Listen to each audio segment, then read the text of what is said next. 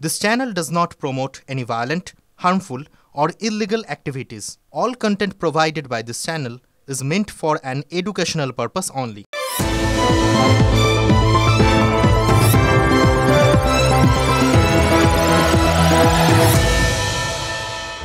পান্ডুয়ার তিন্নায় হুগলির বিজেপি সভাপতি তুষার মজুমদারের বাড়িতে গিয়েছিলেন দিলীপ ঘোষ ছিপ ফেলতে।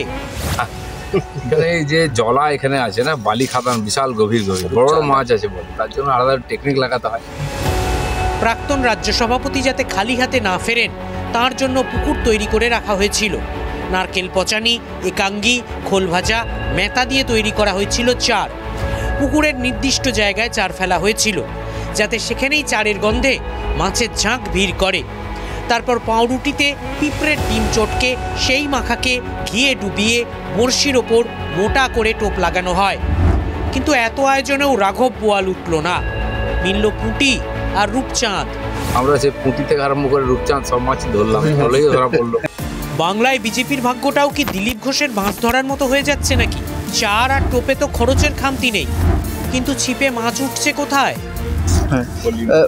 বলছি 26-এর আগে আরো কি বড় কিছু উঠবে? বড় মাছই ধরো প্র্যাকটিস চলছে। পশ্চিমবাংলায় বিরোধী হিসাবে বিকল্প বিজেপি আছে। 26-এর আগে কি বঙ্গে কি পদ্ম ফুটবে? 26-এ ফুটবে, 26-এর আগে ফুটবে, পরে ফুটবে, পদ্ম তো ফুটতেই থাকে। অপেক্ষা করুন। দিল্লিতে মোদি, শাহ, নাড্ডাকেও বঙ্গ বিজেপি নেতারা এই আশ্বাসই দিচ্ছেন নাকি? অপেক্ষা করুন।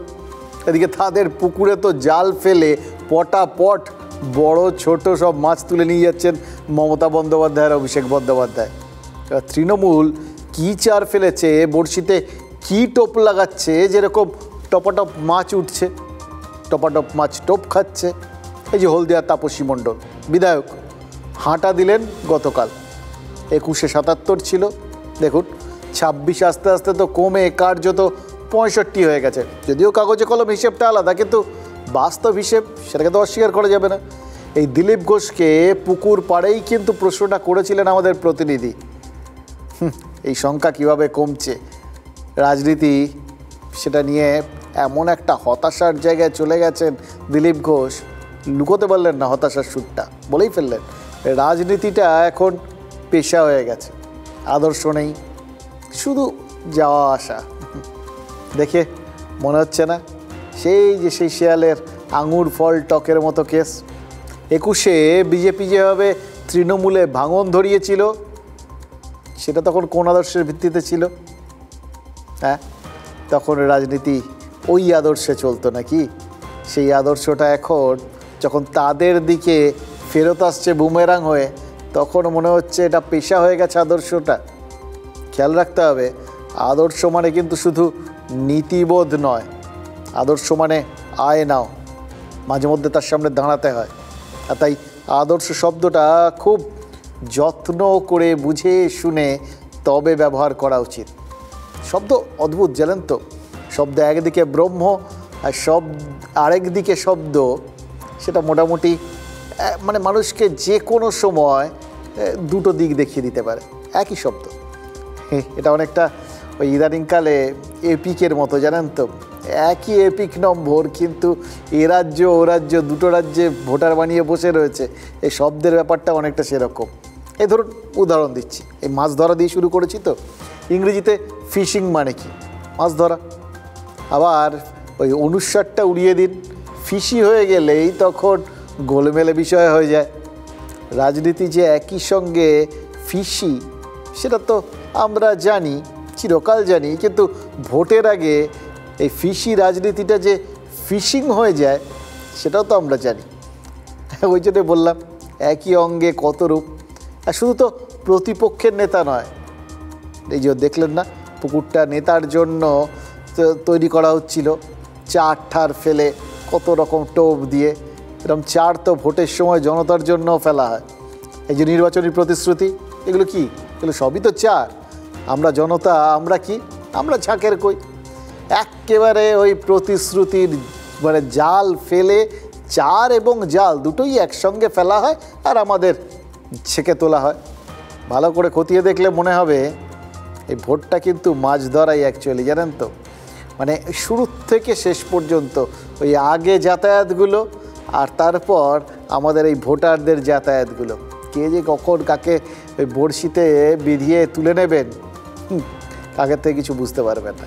দেখুন, জনতাকে জালবন্দি করতে এই সবসময় কিন্তু এই যেরকমভাবে দিলীপ ঘোষ দাঁড়িয়েছিলেন না, পুকুর পাড়ে দাঁড়িয়ে জাল মানে অনেকক্ষণ ধরে ছিপ ফেললেন, জনতার জন্য সমস্ত লাগে না। জাল ফেলা হয় কারণ একসঙ্গে তো জনতা ঝাঁকে চলে, নেতাদের মতো একা একায় চলে না, একা এলে আবার লাভও হয় না। কিন্তু তাই জন্য ওদের জন্য জাল দরকার, বড়শি না, এই ছিপ বড়শিতে হয় না। আর এই জালটা অনেক সময় অনেক দূর থেকেও ফেলা যায়, প্রতিপক্ষের জাল সেটা আবার কাটাও যায়। এবং এই পুরো জিনিসটা দূর থেকে যখন করা হয় তখন এটাকে বলা হয় রিমোট কন্ট্রোল রাজনীতি। আজ সংসদের অধিবেশন দেখে মনে হচ্ছে দিল্লি থেকে বোধহয় আজকে একটা নতুন জাল ফেলা হলো, আইনের জাল। I beg to oppose the Immigration and Foreigners Bill 2025. Now I point out to you a peculiar matter. I object to the new laws especially with regard to obligation of universities as well as hospital, nursing home or any other medical institutes admitting any foreigner.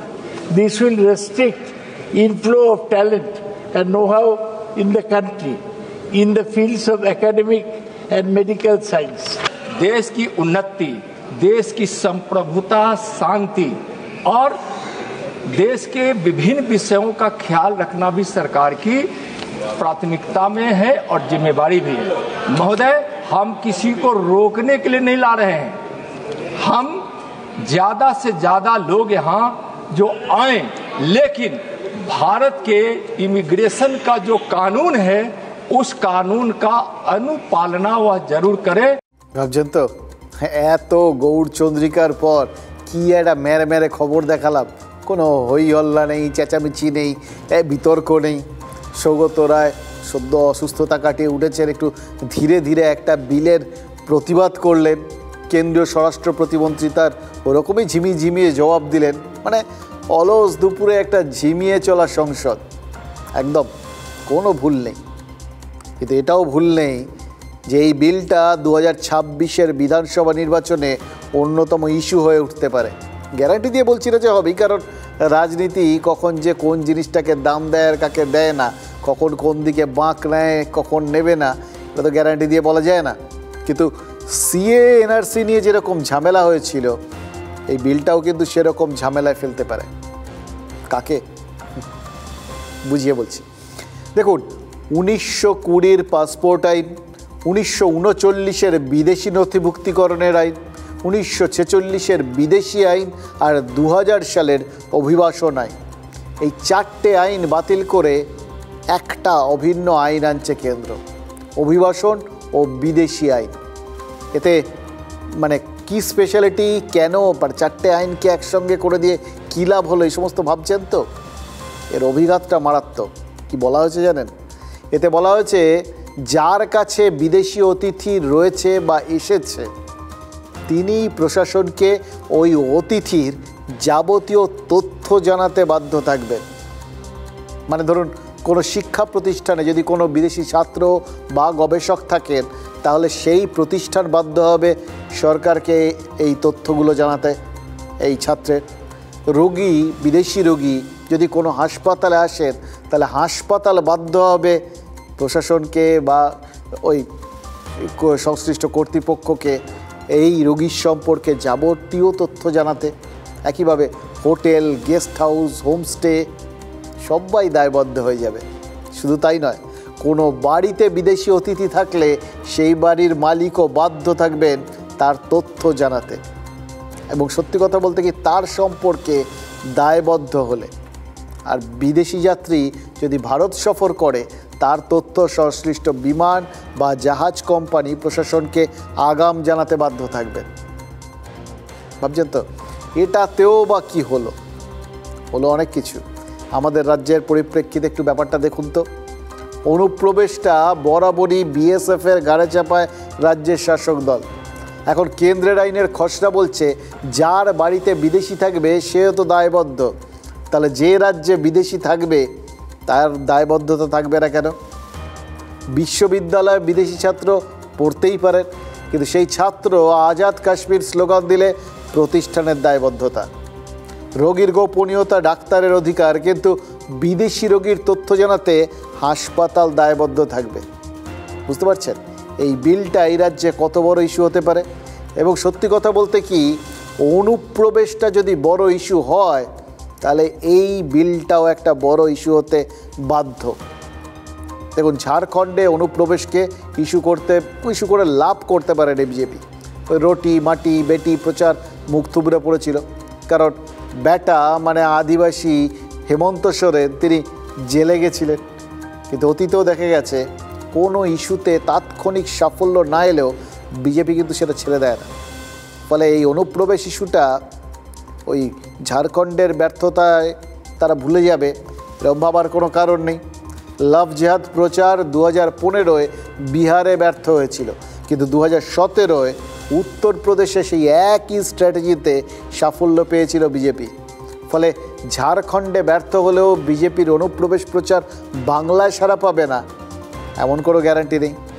2026-এ তারপরে বুঝতে পারছেন বাংলায় এই অনুপ্রবেশকে কেন্দ্র করে আরও কত কিছু ইস্যু হয়ে যেতে পারে। ইস্যু কী হতে পারে তা নিয়ে আজকে বেশ কিছু ইঙ্গিত আছে, জানেন তো।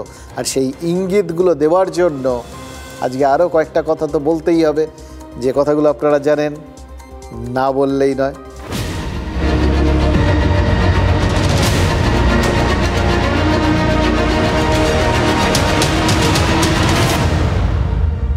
দেখুন, ইতিহাস মানে হিস্ট্রি।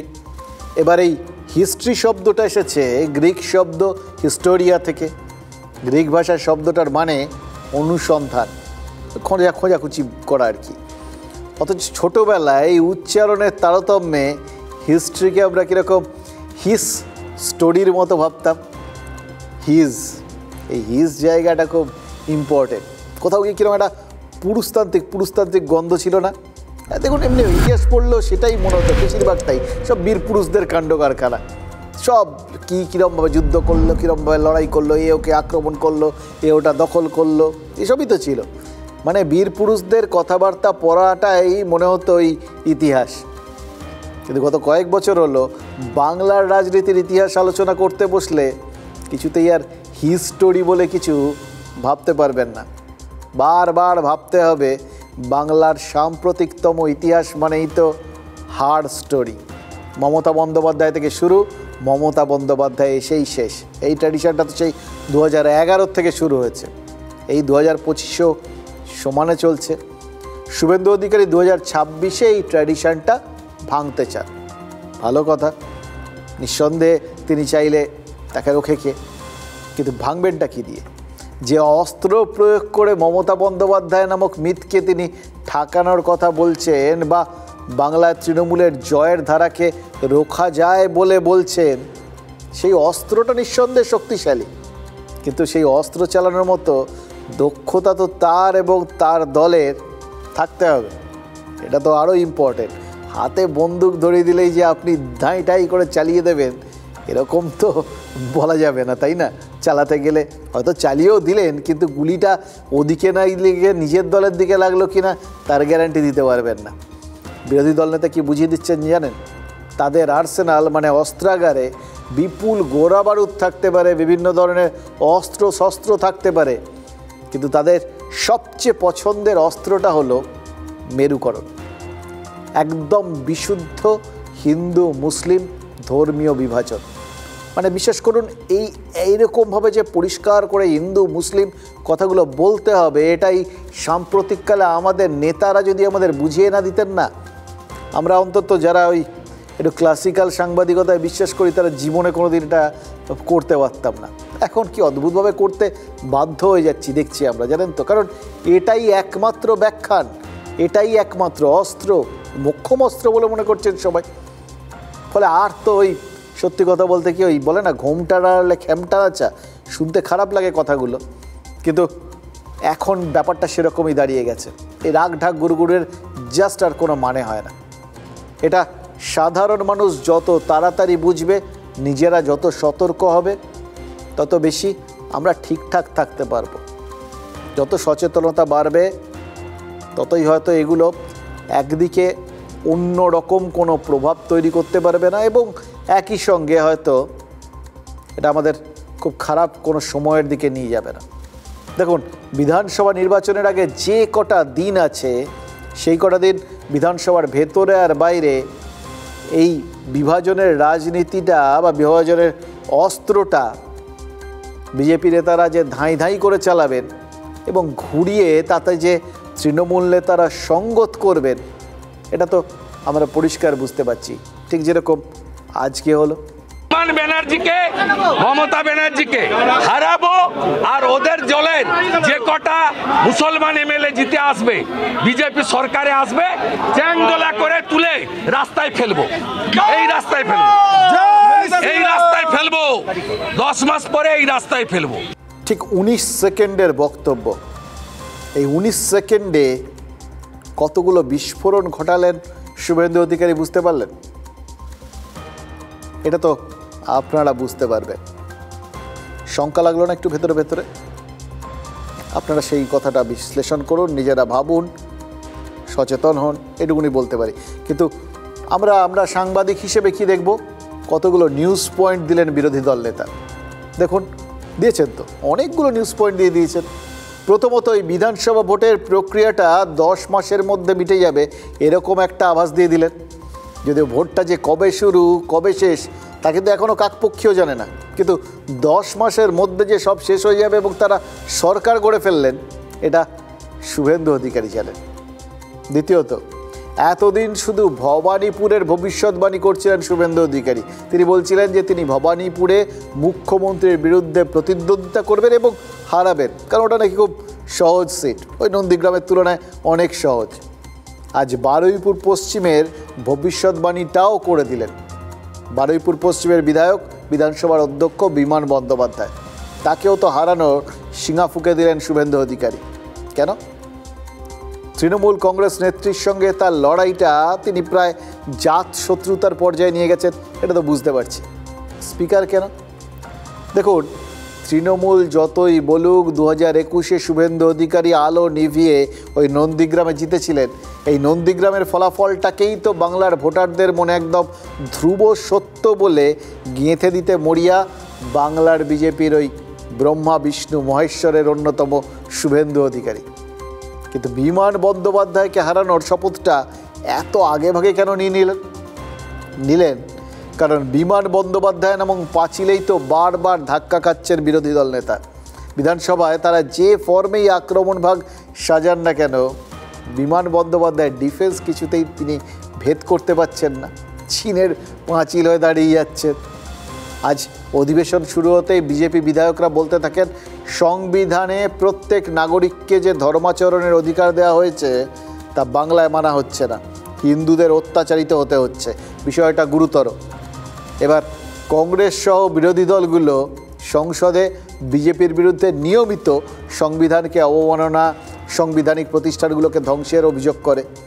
মমতা বন্দ্যোপাধ্যায় বহুবার বলেছেন বিজেপি সংবিধান মানে না। আবার খেয়াল করে দেখুন, সেই বিজেপি সেই সংবিধানকে সামনে রেখে তৃণমূল পরিচালিত রাজ্য সরকারের বিরুদ্ধে অপশাসনের অভিযোগটা তুলছে, আলোচনা চেয়েছে। কি অদ্ভুত না? একই অস্ত্রকে কীভাবে কখন ব্যবহার করবেন কেউ জানেন না, কিন্তু আলটিমেট যেটা হয়েছে, স্পিকার তাদের সেই প্রস্তাব খারিজ করে দিয়েছেন, আর তারপরেই বাইরে বেরিয়ে স্পিকারকে আক্রমণ করেছেন শুভেন্দু অধিকারী।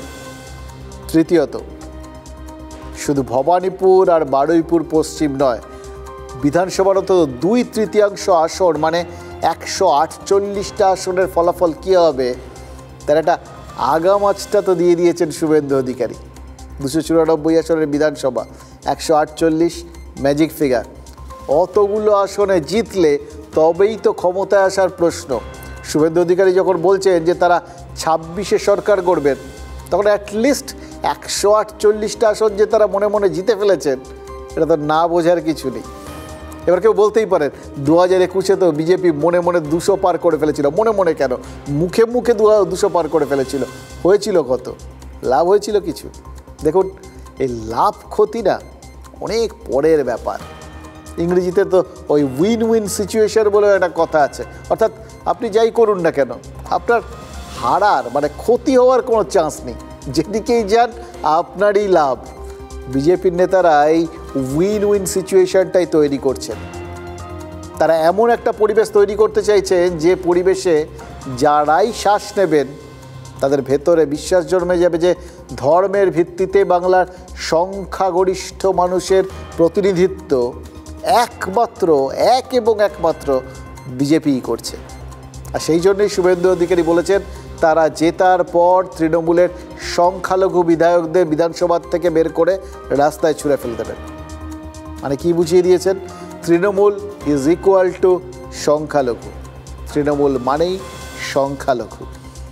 এবার এটারও দুটো দিক আছে, সংখ্যার দিক থেকে তৃণমূলকে সংখ্যালঘু করে দিলেন, আর একই সঙ্গে তৃণমূলের সাথে সংখ্যালঘু মানে ধর্মের ভিত্তিতে যারা সংখ্যালঘু তাদের মিলিয়ে দিলেন, ওদের প্রতিনিধি হচ্ছে তৃণমূল। এটা বলা মানে সংখ্যাগুরুদের সামনাসামনি তৃণমূলকে বিপক্ষ হিসেবে দাঁড় করিয়ে দেওয়া গেল। এবং তার থেকেও বড় কথা, যদি উল্টো দিক থেকে দেখে, যে মুহূর্তে নিজেরা বিজেপি পলিটিক্যাল পার্টি আমাদের প্রধান প্রতিপক্ষকে তৃণমূল, আমরা বিজেপি সংখ্যাগুরুদের প্রতিনিধি, তৃণমূলকে সংখ্যালঘুদের প্রতিনিধি, এটা বলে আমরা তো জানি তৃণমূল আর বিজেপি মুখোমুখি। এবার আপনি তৃণমূল আর বিজেপিকে সরিয়ে নিন, কারা সামনাসামনি দাঁড়িয়ে রইলেন? সংখ্যাগুরু আর সংখ্যালঘুরা। ধর্মের বিভাজন, মেরুকরণ, ধর্মীয় রাজনীতি এই রকমই সাংঘাতিক। কখন যে সবাইকে একে অন্যের মুখোমুখি দাঁড় করিয়ে দেবে না, টেরও পাবেন না। দেখুন, এই গোটা বিষয়টার মধ্যে আরেকটা জিনিস আছে, এই রাজনীতির ময়দানে শুধু তুমি আর আমি, আর বাকি সব ফাজলামি। বাকি আর কোনো দল যে থাকতে পারে সেটাকেই জাস্ট ধুয়ে মুছে সাফ করে দিলেন, মানে বাইনারি। সে যাই হোক, এই বিশ্লেষণটা নতুন আঙ্গিকে ছড়িয়ে দেবেন বলেই শুভেন্দু অধিকারীরা ইটের পর ইট গেঁথেছেন এবং সবশেষে বিধানসভার 4 দেওয়ালের বাইরে তাদের ইস্যুটাকে বাংলার ঘরে ঘরে হোম ডেলিভারি করে দিয়েছে। শুভেন্দুবাবু হিন্দু মুসলিম ছাড়ার বাইরে কি করবেন উনি? হিন্দু মুসলমান বিধায়ক আর হিন্দু বিধায়কগুলো কী হয়েছে, আর মুসলমান বিধায়কগুলো কী দোষ? ক্ষমতায় আসতে পারবে তো? আগে এটা জিজ্ঞাসা করি, আসতে পারবে তো? আগামীতে মুসলিম মানুষজন সবাই মিলে ওই এক ঐক্যবদ্ধ অভিন্ন হয়ে এদের গণতান্ত্রিকভাবে এমন দাবরান দিবে যে এরা বাংলা তো দূরের কথা ভারতবর্ষ ছেড়ে পালাবার পথ এরা খুঁজে পাবে। ধর্ম তুলে যে অমুক ধর্মের বিধায়কদের চ্যাংদোলা করে বাইরে ফেলে দেবো, এটা ভারতবর্ষের সংবিধানের পরিপন্থী, এটা হতে পারে না। এবং এটা একটা ভয়ঙ্কর প্ররোচনা এবং এটা কিন্তু অপরাধমূলক বিবৃতি। একটা রাস্তার কেওড়া কি বলল, তার জবাব দেওয়ার মতন মনোবৃত্তি আমার নেই। এটা কি রাজনীতির ভাষা? এটা কি কোনো সভ্য সমাজের ভাষা? এখন কুণাল ঘোষ নিজস্ব অ্যাঙ্গেল থেকে অনেকটা সাংবাদিক সুলভ মনোভাব থেকে আজকের এই ব্যাখ্যাটা করেছেন, কারণ উনি জানেন এইটার ফাঁদে তিনি যদি পা দিয়ে ফেলেন, যে জায়গাটায় গর্তটা খুঁড়ে দিয়েছেন আর কি, বা 4 ফেলেছেন এই ক্ষেত্রেও শুভেন্দু অধিকারী, সেটা বেশ গভীর জল। তিনি যদি পা একবার দিয়ে ফেলেন দেখবেন কোথায় ডুবে গেছেন টেরও পাবেন না। কিন্তু পরোক্ষে তারা সবাই যে এই গোটা খেলাটার পার্টি হয়ে গেছে, মনে মনে সেই আশঙ্কাটাও কি তারা করছেন না? কারণ এই খেলার পার্টি হওয়া মানে কিন্তু খেলাটা যে কার মাঠে হচ্ছে সেটা কেউ বুঝতে পারবেন না, কিন্তু সেটা মাঠটা বিপজ্জনক এটা বুঝতে পারছেন। কিন্তু কারোর পেছনের কোনো উপায় নেই, মানে সবাই যে যার টার্গেট পুকুরে জাল ফেলছেন।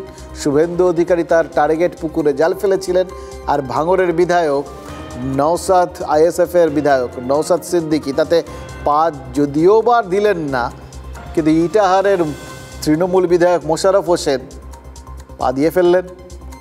নওশাদ প্রশ্ন করেছিলেন হালকা করে, সংখ্যালঘুরার কি দোষ করলো, একটু হালকা চালে তিনি জিজ্ঞেস করেছিলেন যে তাদের কেন দোষের ভাগিদার করা হচ্ছে। আর মোশাররফ সরাসরি বলে ফেললেন যে সবাই মিলে প্রতিবাদ করে পারলে এদের ভারত ছাড়া করে দেবেন। ব্যাখ্যাটা কোথায় গিয়ে পৌঁছলো এবার একটু খেয়াল করে দেখুন। দেখুন, গতকাল নবান্নে গেছিলেন নওশাদ, মুখ্যমন্ত্রীর সাথে দেখা করেছেন। ভাঙড়ের বিধায়কের যুক্তি উন্নয়ন নিয়ে আলোচনা করতেই তিনি মমতা বন্দ্যোপাধ্যায়ের কাছে গেছিলেন। যেতেই পারেন, এটার মধ্যে তো কোনো অসুবিধা নেই, কারণ একজন বিধায়ককে আলটিমেটলি তার বিষয় যদি বলতে হয় রাজ্যের মুখ্যমন্ত্রীর কাছে বলবেন, তার মধ্যে অন্যায় কী আছে? নওশাদের এই বক্তব্যে বিশ্বাস যদি করে নেন কোনো অসুবিধা নেই, কিন্তু যদি না করেন তাহলে অনেকগুলো সম্ভাবনা সামনে চলে আসবে। খেয়াল করে দেখুন। সম্ভাবনা 1, 2024 লোকসভা ভোটে ডায়মন্ড হারবার থেকে লড়বেন বলেও শেষ পর্যন্ত লড়েননি নওশাদ, এমনকি ডায়মন্ড হারবারের নাম গন্ধও করেননি। এই বিধানসভায় সেরকম কিছু হওয়ার সম্ভাবনা থাকছে কি? বামেদের সাথে লোকসভা ভোটে কোনো জোটই রাখেনি আইএসএফ, যদিও ভোটের পর আরজিকর আন্দোলনের সময় মোহাম্মদ সেলিমদের সাথে এক মিছিলে হাঁটতে দেখা গেছিল নওশাদকে, কিন্তু 26-এর আগে নওশাদ যদি নবান্নে যাতায়াতটার একটু বাড়িয়ে দেন তাহলে আলিমুদ্দিন স্ট্রিটে অ্যালার্ম বাজলেও বাজতে পারে, অথবা আলিমুদ্দিন স্ট্রিটের সাথে সেই অ্যালার্মের কানেকশানটাও কেটে গেছে, সেটাও হতে পারবে। আর আরেকটা সম্ভাবনা নম্বর 3, নওশাদ সিদ্দিকী মুখ্যমন্ত্রীর সাথে যত আলোচনা করবেন ততই তৃণমূলের সঙ্গে আইএসএফকে একই বন্ধনীতে এনে বৃহত্তর ভোট ভাগাভাগির সুযোগটা নিতে চাইবে বিজেপি। আবার একই সঙ্গে তৃণমূলের জন্য তাদের তো সুবিধেও হবে, কোথাও গিয়ে কি তাদের ওই ভোটগুলো কনসলিডেটেড হবে, সংখ্যালঘু ভোটটা কোনটা যে ভাগাভাগির অঙ্ক হবে আলটিমেটলি কেউ জানে না। দেখুন, যত ভোট ভাগাভাগি হবে মানে সব ক্ষেত্রেই, সে সংখ্যা গুরু হোক সংখ্যা লঘু হোক, ততই কিন্তু আসন কাটাকাটি হবে, হিসেব ঘুরে যাওয়ার সুবিধা। যে সুবিধার কথা মাথায় রেখে তৃণমূল বিধায়ক মোশাররফ বলে দিলেন যে ভবিষ্যতে সংখ্যালঘুরা একজোট হয়ে বিজেপিকে রাজ্য তো বটেই সারা দেশেই নাকি প্রত্যাখ্যান করবে, মানে ছুঁড়ে ফেলে দেবে। এবার এর বাইরে মানে দুটো মতবাদ, দুটো সম্পূর্ণ উল্টোধর্মী মতবাদ এই মুহূর্তে মুখোমুখি দাঁড়িয়ে রয়েছে। কিন্তু যারা এই মানে দুটো মতবাদেই 1-2 দিনের মধ্যে ঘর করেছেন তাদের অবস্থাটা কি বলুন তো? মানে হলদিয়ার বিধায়ক তাপসী মণ্ডলের কথা বলছি আর কি, ভাবতে ইচ্ছে করছে জানেন তো তার মনের মধ্যে এই মুহূর্তে কি চলছে। দুটো একদম ভিন্ন ধর্মী মতবাদ তো, অবশ্য তিনি 3টে ভিন্ন ধর্মী মতবাদে ঘর করে ফেললেন, ঘর বদলেছেন, কিন্তু দেখুন পরিবেশ তো বদলায়নি। হলদিয়ার থেকে বিজেপির টিকিটে যেটা তাপসী 24 ঘন্টা হয়েছে তৃণমূলে যোগ দিয়েছেন। এবার বিধানসভায় বিজেপি বিধায়কদের সাথে লাঞ্চ সেরে অরূপ বিশ্বাসের গাড়িতে চেপে তৃণমূল ভবনে পৌঁছে তৃণমূলের পতাকা হাতে নেওয়া বিধায়ক কি বলেছিলেন মনে আছে? তাপসীর যুক্তি ছিল বিজেপি বড় বেশি ভেদাভেদের রাজনীতি করে বলেই তিনি দল বদলাতে বাধ্য হয়েছেন।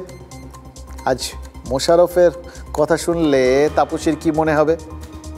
এতদিন তিনি মুদ্রার একটা পিঠই দেখেছেন, এবার উল্টো পিঠটাও দেখে তার আবার একই রকম মনে হবে নাকি? বিভাজনের রাজনীতি বাংলার মানুষ প্রত্যাখ্যান করেছে, সেই বিভাজনের রাজনীতি আমার পক্ষে মেনে নেওয়া কঠিন থেকে কঠিনতর হচ্ছিল।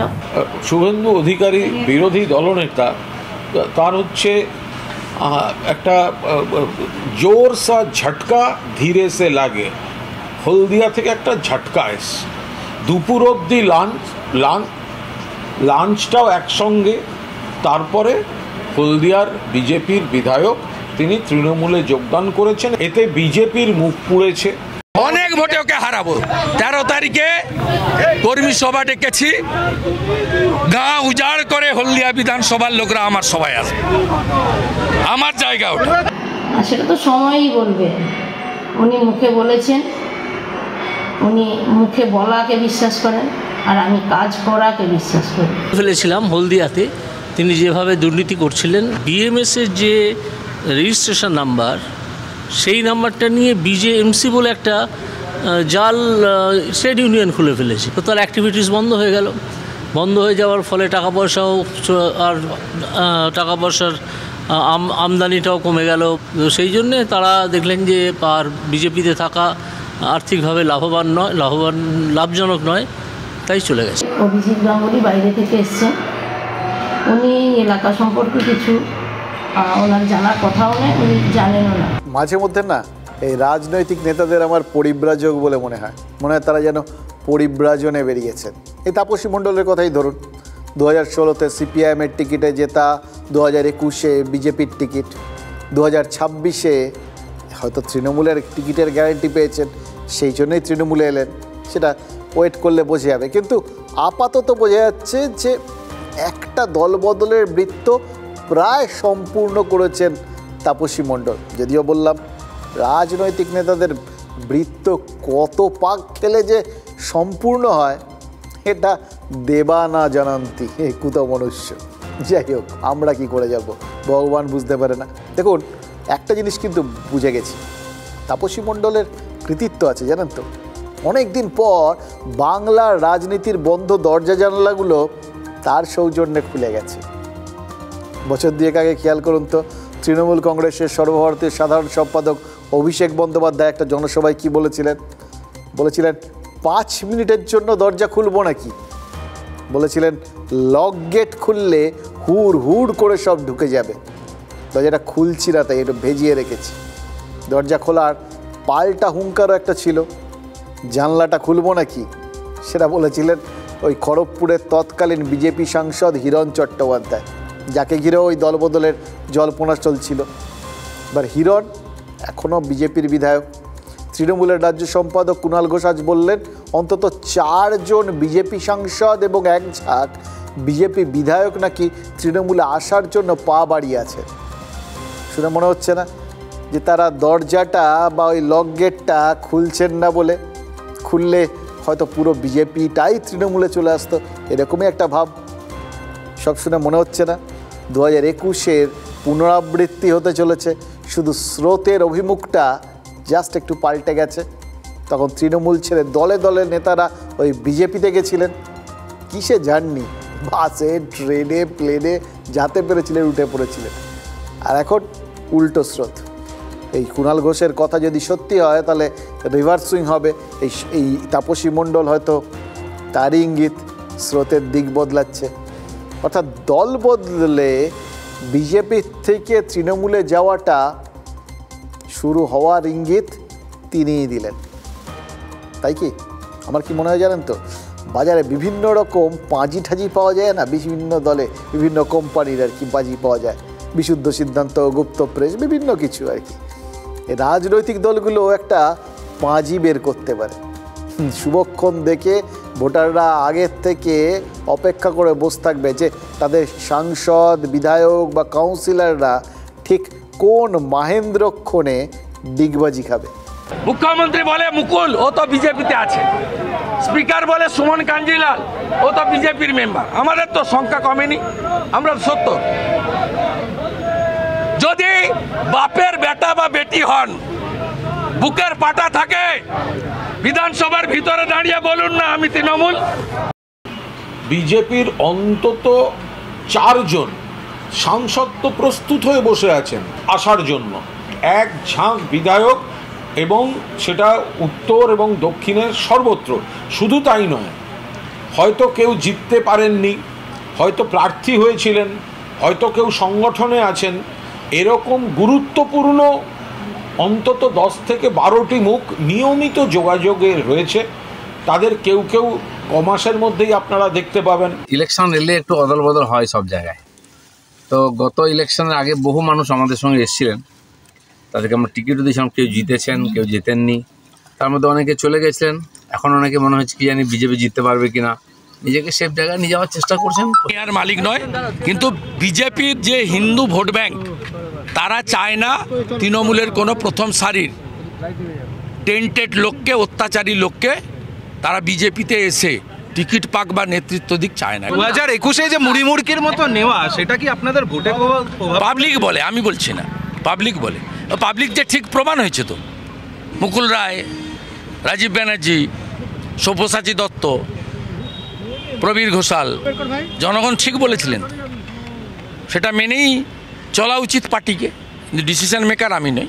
62 সালে সিপিআই এর এমএলএ জ্যোতি বসু 64 সালে সিপিএমে এলেন, তো সেটাও তো তাহলে দল ভাঙা দল বদল। ডিসিশন মেকার আমি নই, এটা হচ্ছে মেন বড় কথা। তলায় ওই সতর্কীকরণ বিজ্ঞপ্তির মতো লিখে দেওয়া আর কি। কিন্তু এটার মানে দুটো। প্রথম কথা, যারা এই সিদ্ধান্তগুলো নিয়েছিলেন তারা ভুল করেছিলেন। আর দুই, এবার তিনি যে কথাগুলো বললেন সেটা মানে তার দায় নয় আর কি, এটা জনগণের দায়। জনগণ বলে দিয়েছেন, জনগণ প্রমাণ করে দিয়েছেন সিদ্ধান্তগুলো ভুল ছিল। যে ভুল সিদ্ধান্তের তিনি অংশীদার নন। ওই জন্য বলেছিলেন আমি এই ডিসিশন মেকার নই, মানে এই ডিসিশনের দায় আমার নয়। রাজনৈতিক নেতারা না ওই যে বেরিয়ে আমাদের বুমের দিকে মুখ করে বললেন, আসলে কিন্তু প্রত্যেকটা বক্তব্য তার দলীয় নেতৃত্বের কাছে বার্তা। এবার যাদের দায়, মানে ধরুন এর আগে যারা দায়িত্বে ছিলেন তারা গোটা বিষয়টায় কি ভাবছেন না ভাবছেন সেটা নিয়ে তো তাদের রীতিমতো এখন চাপের সময়। কারণ সত্যি সত্যি অত লোক এসে অত লোক ফিরে গেছে, বলার মুখ নেই। এবার ওই দলের মধ্যে শুভেন্দু অধিকারীও ছিলেন, কিন্তু তিনি এখন আগমার্কা বিজেপি, সুতরাং তিনি পরিষ্কার করে দিচ্ছেন যে লড়াই, প্রতিরোধ, সমস্ত কিছু যা করার দলের হয়তো আমিই করছি এবং আমি মানুষের মতামতকে গুরুত্ব দিচ্ছি। মানুষ কিন্তু চাইছেন না যে আবার ওই বেনজল ঢোকানো হোক, সেটা যদি করা হয় তাহলে ভুল হবে। এবার উল্টো দিকটা ভাবছিলাম, জানেন তো, কুণাল ঘোষ যেরকম ইঙ্গিত দিলেন এত বিজেপির লোক যদি দল বদলায়, ধরুন এমনি এমনি তো বদলাবে না, এক ঝাঁক বিভিন্ন মানে রাজ্যের বিভিন্ন প্রান্তে। এবার তারা যদি দল বদলায় তারা তো টিকিট পাওয়ার জন্যই আসবে, কেউ ভোটের মুখে কেউ এখানে এসে অন্য লোকের হয়ে ইলেকশন এজেন্ট হওয়ার জন্য আসবে নাকি? তাহলে ভাবুন, এই এত সংখ্যক লোক যদি বিজেপির থেকে এসে তৃণমূলের টিকিটে দাঁড়িয়ে পড়ে, তাহলে কিন্তু তৃণমূলে ওই আদিনব্বর সংঘাত নয়, বর্তমান তৃণমূল আর অতীত বিজেপি, এই দুয়ের মধ্যে লড়াই লেগে যাবে। এটা আবার নতুন আঙ্গিকের একটা গোষ্ঠীদ্বন্দ্ব পরিণত হবে, জানেন তো। এটা একটা ইঙ্গিত কিন্তু পেয়ে গেলাম। দেখুন, জ্যোতি বসু দল বদলাইয়া প্রমাণ করিয়াছিলেন যে দল বদল ন্যায্য। এটা কি প্রমাণ করতে চাইলেন কুণাল ঘোষ? নাকি বুড়ি ছোঁয়ার মতো ইদানিং সব কিছুতেই তো তারা 34 বছরকে ছুঁয়ে দিচ্ছে?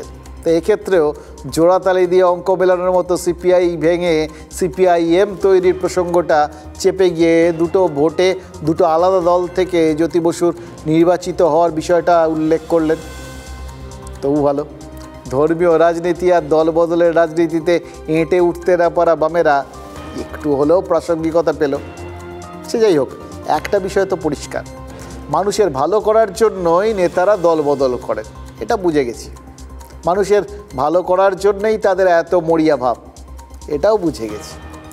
বিধানসভায় ঢোকার জন্য এই যে মরিয়া লড়াইটা, সেটাও সব আমাদের জন্য, এটাও বুঝে গেছি।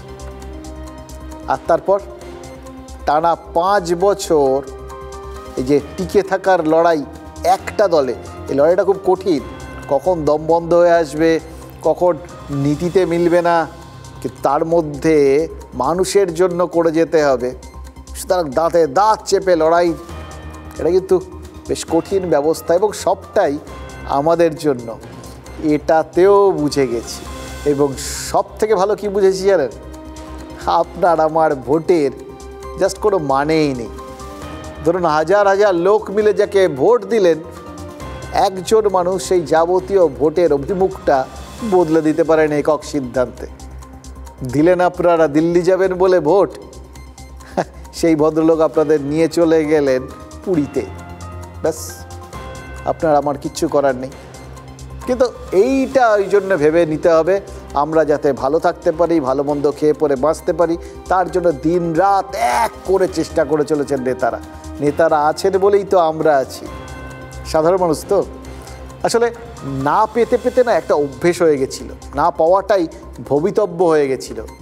সেই অভ্যেসটা তো বদলে যাচ্ছে। এই যে দেখুন, একের পর এক জনমুখী প্রকল্প, শিশু, বয়স্ক, মহিলা সব ক্ষেত্রেই সরকার কিন্তু ডাইরেক্টলি কিছু না কিছু দিচ্ছে।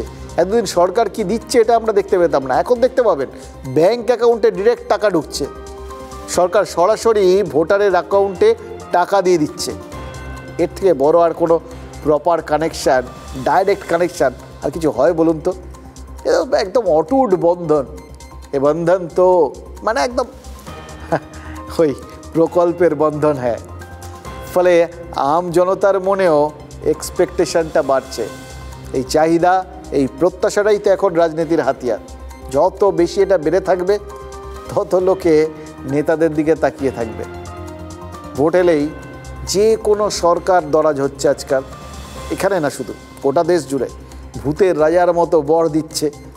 সুতরাং এই আগে মনে হতো এই ভোট এলে এই রাস্তাগুলো একটু সারাই হয়, রাস্তার কলগুলো সারাই হয়, জল ফল পাওয়া যায়, সুতরাং বছর বছর ভোট হোক।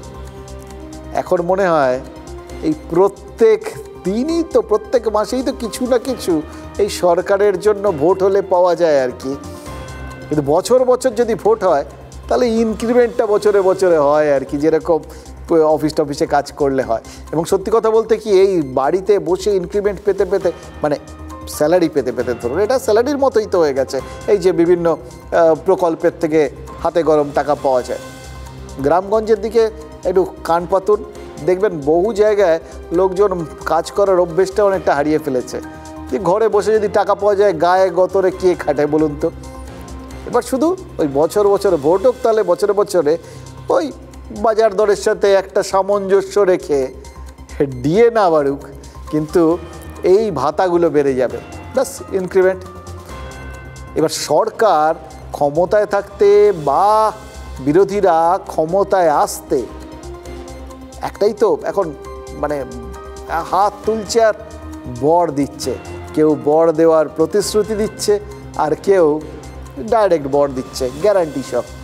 আর ভোটারদের ওই কাছে আয় বলে ডাকছে, ঠিক ওই ভূতের রাজার মতো। দেখুন, পর্দায় গুপি বাঘা সহজ সরল সোজা এবং বোকা ছিল, তাই ভূতের রাজা বর দিয়েছিল। আমরা যারা ভোটার, আমরাও তো গুপি বাঘার মতোই, আমরাও তো সহজ সরল, এই রাজনীতির পেঁচ পয়জার কিচ্ছু বুঝি না, মানে বোকা, গাধাও বলতে পারেন।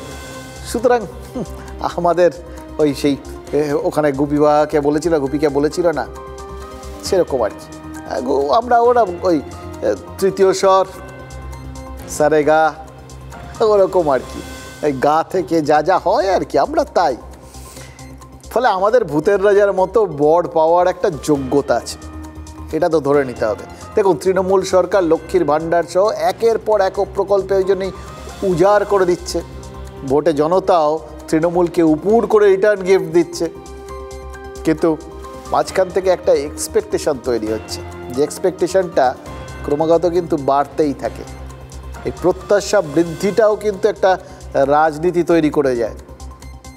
বামশাসিত একমাত্র রাজ্য কেরলে আশা কর্মীদের বেতন বৃদ্ধির রাজনীতি তুঙ্গে উঠেছে, সেটা তো এই জন্যেই। আজ সংসদে এই নিয়ে কংগ্রেস বিক্ষোভ দেখিয়েছে। দেখুন, কংগ্রেস শাসিত যে রাজ্যগুলো রয়েছে সেখানকার আশাকর্মীরা কিন্তু 21,000 টাকা বেতন পান না, অথচ কেরলের আশাকর্মীদের মনে রাজনীতি সেম আশা জাগিয়ে চলেছে। কেরলে আশাকর্মীরা 7,000 টাকা বেতন পান, পশ্চিমবঙ্গের আশাকর্মীদের বেতন 5,250 টাকা। এবার আশাকর্মী বেতনে কেন্দ্র এবং রাজ্য দুজনেরই ভাগিদারি থাকে। বাঁকুড়ায় কদিন আগে আশাকর্মীরা একটা বিক্ষোভ দেখিয়েছিলেন। 7 দফা দাবির মধ্যে একটা ছিল মাসে 15,000 টাকা। এই এক্সপেকটেশনটা তৈরি হলো কি করে? দিয়েই কি এক্সপেকটেশনটা তৈরি হচ্ছে না? এই এক্সপেকটেশনটা একটা টেনশানও কি তৈরি করছে না? বাজেট বরাদ্দের চেয়ে বেশি খরচ হলে সেই বরাদ্দ বিধানসভায় পেশ করতে হয়, পাশ করাতে হয়, এটাই নিয়ম। কাল হিসেব পেশ করেছেন চন্দ্রিমা ভট্টাচার্য। দেখা যাচ্ছে বিভিন্ন সামাজিক আর জনমুখী প্রকল্পে অতিরিক্ত 21,000 কোটি টাকার হিসেব পেশ করতে হয়েছে। বছর বছর ভোট না হলেও পরের বছর তো ভোট বাড়বে, আরও কিছু বাড়বে। এই এক্সপেকটেশন তো বাড়িয়েই চলেছে রাজনীতি, বা এই বাড়তে থাকা এক্সপেকটেশনে পারদ চড়ছে রাজনীতি। ফিক্সড ভাতা বৃদ্ধি করতে হবে, রাজ্য সরকারকে ন্যূনতম 15,000 টাকা বেতন দিতে হবে, কোনো লক্ষ্মীর ভাণ্ডার নয়, কোনো ভাতা নয়, কোনো অনুদান নয়। আমরা চাই মাসিক ভাতা বৃদ্ধি করতে হবে। আপাতত কেরালার মতো স্তরে পশ্চিমবাংলা পৌঁছো, তারপরে আরো বাড়ানোর ব্যবস্থা করা উচিত। ন্যূনতম মজুরি মানুষের কত হওয়া উচিত? সংসার চলবে, চালাবে কি করে?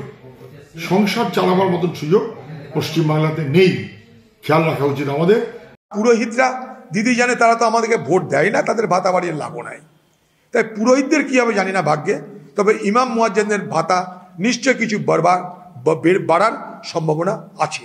আমাদের রাজ্য মূলত যে চলছে সেটা হচ্ছে সেন্ট্রাল গভর্নমেন্ট অ্যাসিস্ট্যান্সের উপরে এবং মার্কেট লোনের উপরে। নিজস্ব আয়ের মধ্যে 22,000 কোটি টাকা হচ্ছে মদ খাইয়ে এক্সাইজ ডিপার্টমেন্টের মধ্যে দিয়ে আয় হয়। ফলে যে রাজ্যের আর্থিক অবস্থা এতটাই দীর্ণ, সেখানে দাঁড়িয়ে আশাকর্মীদের বেতন বৃদ্ধি করা যে চাপের, সেটা ওনারা ভালো মতনই বুঝতে পারছেন। যার যেটা দরকার, যার যেখানে যতটা দরকার, মাননীয় মুখ্যমন্ত্রী সেই কাজটা করতে চান, যথাসাধ্য করতে পারেন। কিছু কিছু ক্ষেত্রে আর্থিক সমস্যা থাকে, তার অন্যতম কারণ হচ্ছে যে পশ্চিমবঙ্গকে কেন্দ্রীয় সরকার আর্থিকভাবে বঞ্চিত করছে, পশ্চিমবঙ্গের পাওনা টাকা দিচ্ছে না। ফলে মমতা ব্যানার্জি আরও অনেকটা করতে চান, করছেনও, যথাসম্ভব করছেন, কিন্তু যতটা তার ইচ্ছে কেন্দ্রের বঞ্চনার জন্য সেটা করতে পারেন না। কথায় বলে আশায় মরে চাষা, আর এ রাজ্যে আশায় মরে আশা।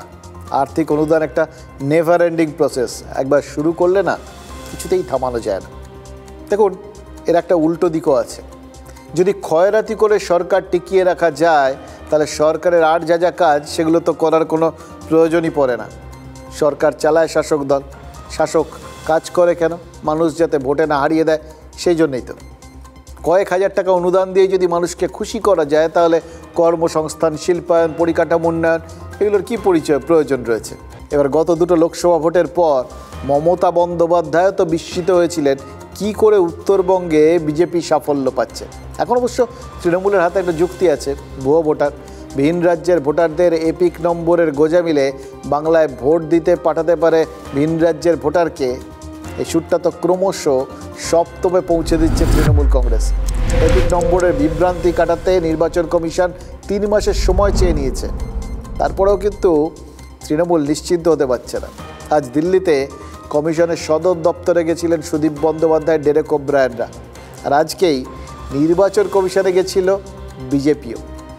বাংলার বিজেপি সাংসদরা নাকি কমিশনের কাছে ওই ভুতুরে ভোটারের নথিপত্র পেশ করেছেন। সুকান্ত মজুমদার বলেছেন, বাংলায় 17 লক্ষ বাংলাদেশি এবং রোহিঙ্গা রয়েছে। ভোটার তালিকার থেকে যাদের অবিলম্বে বাদ দেওয়ার জন্য তারা কমিশনকে অনুরোধ করেছেন। পশ্চিমবাংলায় এরকমও এসছে আমার কাছে কেস, যে পশ্চিমবাংলায় একই এপিক কার্ডের 3টে জেলাতে রয়েছে, 3টে জেলায় 3টে জেলায় তার নাম রয়েছে। Forget about Haryana, forget about Uttar Pradesh, forget about. কেন এটা হচ্ছে? যে ডেমোক্রেটিক ওয়েতে অন্যান্য রাজ্যে ভোটার রোলের কালেকশন হওয়া সম্ভব, সেটা বাংলায় সম্ভব হচ্ছে না। সেজন্য আমরা চেয়েছি একটা এক্সটেন্সিভ রিভিউ হোক এই ভোটার লিস্টে। সেই রিভিউর মাধ্যমে বাড়ি বাড়ি গিয়ে নির্বাচন কমিশনের লোক তারা রিভিউ করুক, এবং নির্বাচন কমিশন আমাদের আশ্বস্ত করেছেন এই সমস্ত নাম আগামী দিনে যেন ভোটার লিস্ট থেকে বাদ যায়। বারবার যে কোশ্চেনটা হচ্ছে যে আপনি টাইম লিমিট করছেন, কত সংখ্যার এরকম এপিক কার্ড নাম্বার ডুপ্লিকেসি আছে, ট্রিপ্লিকেসি আছে, সেটা আগে আইডেন্টিফাই না করলে কি করে এটা করা যাবে? সেটা তো করা যেতে পারে না, সেটা হয়ও না। তা আমরা কোনো সে ব্যাপারে সদুত্তর কোনো পাইনি। ডুপ্লিকেট এপিক বলে তৃণমূল যে জল ঘোলা করার চেষ্টা করছে, অন্য জায়গায় তিনি ঢাকতে চাইছেন। সমস্যা যদি দুটো অ্যাসেম্বলিতে আমার নাম থাকে, আমার ছবি থাকে, আমি এক জায়গায় ভোট দিলাম, ফার্স্ট ফেজে ভোট দিলাম উত্তরবঙ্গে, থার্ড ফেজে গিয়ে ভোট দিলাম দক্ষিণবঙ্গে, হয়ে গেল কাজ। এইটা বেশি গুরুত্বপূর্ণ। আর শাস্তি কাকে দেবেন? ভোটার লিস্ট কারা তৈরি করে? সিইও তৈরি করে। সিইও অফিস ইলেকশনের সময় বাদ দিয়ে কেন্দ্রীয় নির্বাচন কমিশনের সামনে না, মানে আন্ডারে না। সিইও কিভাবে নিয়োগ হয়? মুখ্যমন্ত্রী 3খানা নাম পাঠাবেন, সেখান থেকে এনারা একটা নাম সিলেক্ট করবেন। সবাই তো দিদিমণির লোক। বিজেপির আসাটা ওটা যেহেতু আমরা আসছি, ততই ওদের আসতে হবে আর কি।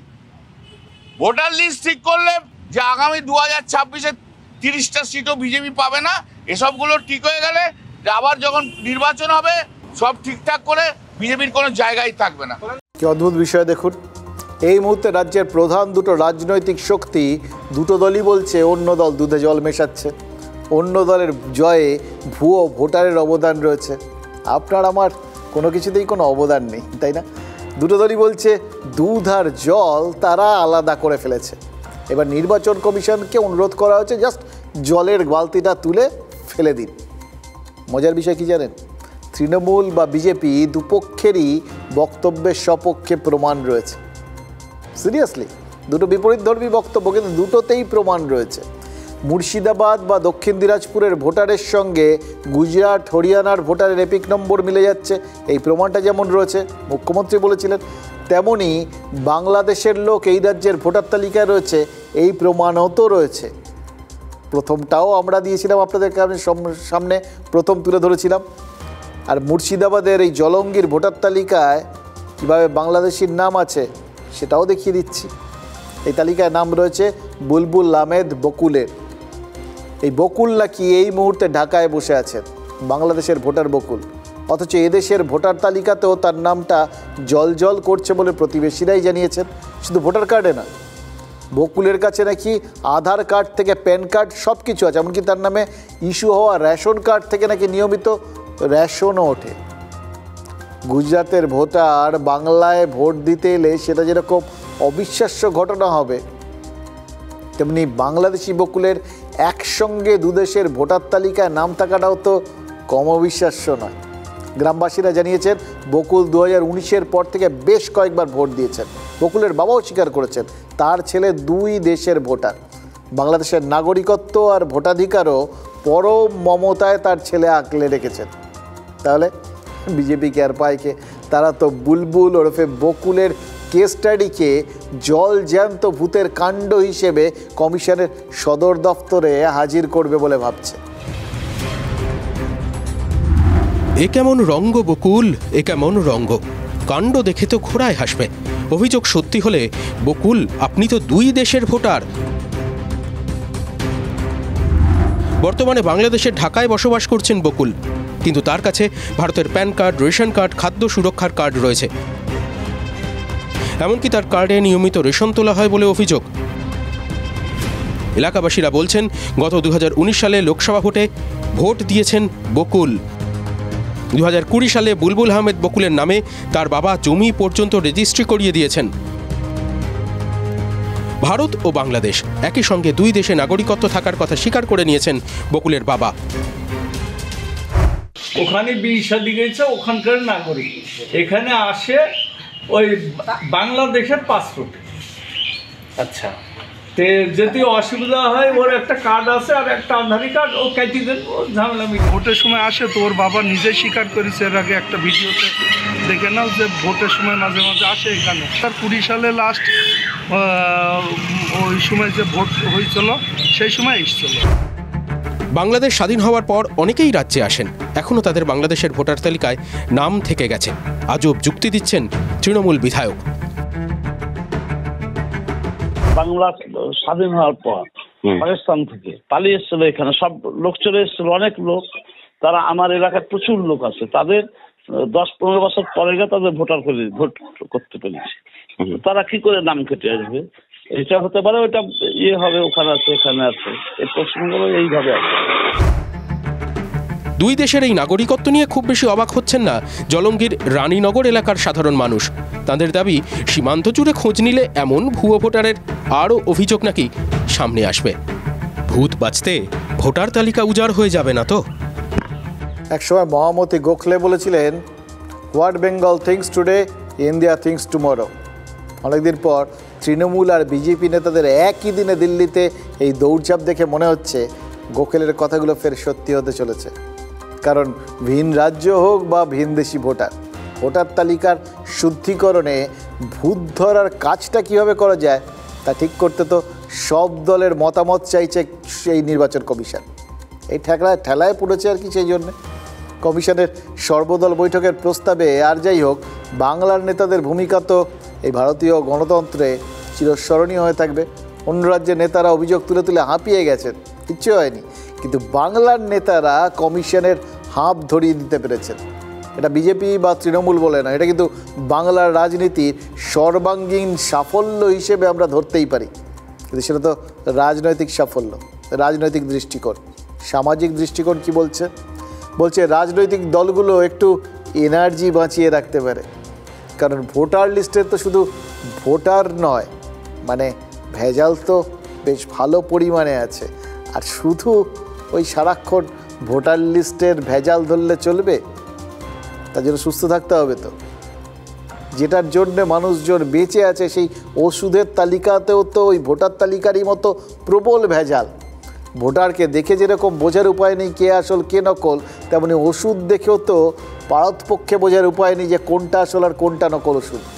ওষুধ কিনতে গিয়ে খুব বেশি হলে ওই এক্সপায়ারিটা দেখে নেয় লোক, ও ঠিক আছে টাইম আছে, ঠিক আছে। কিন্তু ওষুধের স্ট্রিপে বা বোতলে থাকা কিউআর কোড স্ক্যান করে সেটা আসল না নকল এটা বোঝাটা কতটা সম্ভব এটা কজন জানেন? আর জানলেও কি করবেন? দেখুন, কিছুদিন আগে হাওড়ার আমতা থেকে 20 লক্ষ টাকার ওষুধ বাজেয়াপ্ত হয় এবং তদন্তকারীরা সন্দেহ করেছিলেন যে ওষুধগুলো জাল। আজ রাজ্য সরকার সেই সন্দেহে শিলমোহর দিয়েছে। রাজ্য জানিয়েছে ওষুধগুলো জাল তো বটেই, ওষুধের স্ট্রিপের কিউআর কোড, কোম্পানির লোগো, নাম সব হুবহু নকল করা হয়েছিল। এবার রাজ্যই তো এর আগে স্বীকার করেছে ওই 20 লক্ষ টাকার ওষুধ বাজেয়াপ্ত করার আগেই প্রায় 2 কোটি টাকার জাল টেলমাসার্টিন, একটা প্রেশারের ওষুধ টেলমা নামে, সেটা বাজারে ঘুরে বেড়াচ্ছে। কোম্পানির থেকেই জানানো হয়েছে যে একটা বিশেষ ব্যাচের যে ওষুধগুলো বাজারে রয়েছে সেগুলো পুরোটা জাল। সেগুলো লোকে কিনছেন, খাচ্ছেন, রোগ সারাতে বা রোগ দমাতে বিশ্বাস করে কেনা ওষুধ, সেটা যে জাল সেটা তো ধরিয়ে দেওয়ার আগেই মানুষ না জেনে শুনে কত বিষপান করে ফেলেছেন বলুন তো। ভোটার বাঁচলে তবে কিন্তু ভোট। ওষুধ খেয়েও যদি রোগ না সারে, প্রাণ না বাঁচে, তাহলে অবশ্য একটা মজা আছে জানেন তো। ভোট তো ভূতেই দিচ্ছে, ভূতেই দেবে, তাই না? আপনার কি হাইপার টেনশন আছে? আপনি বা আপনার বাড়ির কেউ কি ব্লাড প্রেশারের ওষুধ খান? সেই ওষুধের নাম কি টেলমা? তাহলে এই খবরে আপনাকে নজর রাখতেই হবে। এই ব্যাচ নম্বরের ব্লাড প্রেশারের ওষুধ জাল হয়ে রাজ্যের খোলা বাজারে ছড়িয়ে পড়েছে। ফেব্রুয়ারিতে হাওড়ার আমতায় হানা দিয়ে 1,86 লক্ষ টাকার জাল ওষুধের কারবারের হদিশ পেয়েছিল রাজ্য ড্রাগ কন্ট্রোল। সেই তদন্তের সূত্র ধরেই সাধারণ মানুষকে সচেতন করতে বিজ্ঞপ্তি জারি করেছে ড্রাগ কন্ট্রোল। কারণ আমতায় উদ্ধার রক্তচাপের ওষুধ জাল। রাজ্য ড্রাগ কন্ট্রোলকে জানিয়ে দিয়েছে ওষুধ প্রস্তুতকারী সংস্থা। উদ্বেগের বিষয়, মাত্র 20 লক্ষ টাকার ওষুধ বাজেয়াপ্ত হয়েছিল।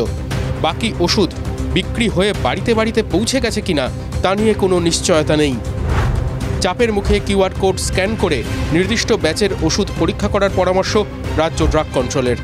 20 লক্ষ কোটির যদি জালি ওষুধ বেরোয় আমি অবাক হব না। এই রাজ্যটি হচ্ছে ভুয়া ওষুধ, ভুয়া ভ্যাকসিন এর আঁতুড় ঘর। হাজার হাজার টেলমা, গ্লেনমার্কের প্রস্তুতকারক যেটা বলে দিয়েছে ভুয়ো, লোক রুগীদের পেটে পেটে ঘুরে বেড়াচ্ছে, কারুরই রক্তচাপ করছে না। রাজ্য ড্রাগ কন্ট্রোল, রাজ্য স্বাস্থ্য দপ্তর, প্রশাসন স্বচ্ছতা বজায় রাখত এবং যারা দুর্নীতি করবে, যারা অপরাধ করবে তাদেরকে যথোপযুক্ত দৃষ্টান্তমূলক শাস্তি যদি দিত, তারা এই সাহসটা পেতেন না। কোনো অসাধু চক্র করেছে, সেগুলো পুলিশ প্রশাসন সমস্তটাই দেখছে।